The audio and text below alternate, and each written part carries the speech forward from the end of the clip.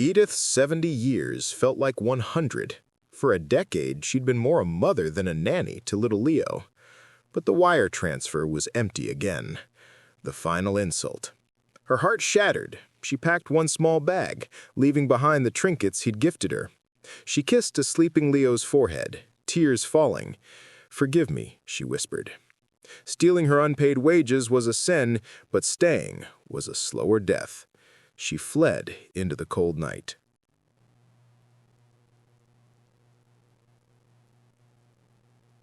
The mansion was a hollow, silent tomb without Edith's humming.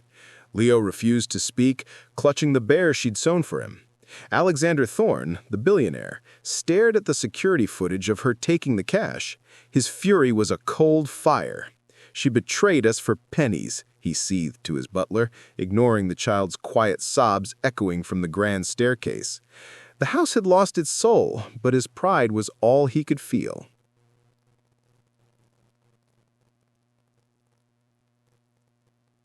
He found her in a shelter's common room, surrounded by faded floral wallpaper. The media circus followed. "Edith, please," Alexander implored, cameras rolling. "Leo is lost without you. I was wrong. Come home." His public entreaty was flawless, a performance of a remorseful master. Tears welled in her eyes, not for him, but for the little boy's face she saw in the news photo he held. Her resolve, built on principle, crumbled against a child's love.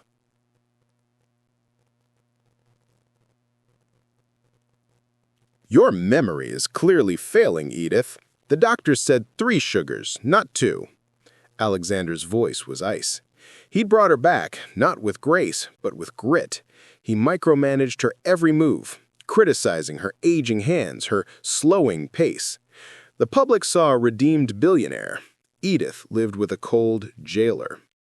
She'd stare at old photos of her and Leo, now kept in a locked drawer, wondering if this harsh treatment was her eternal penance. "It's not cancer, Mr. Thorne," the doctor said, his voice carrying into the hall. "The fatigue, the confusion. It's severe anemia and exhaustion, classic signs of chronic overwork and acute stress." Alexander froze, the report slipping from his hand.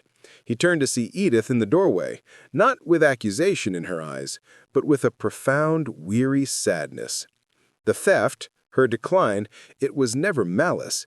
It was his own harsh treatment slowly breaking the woman who loved his son.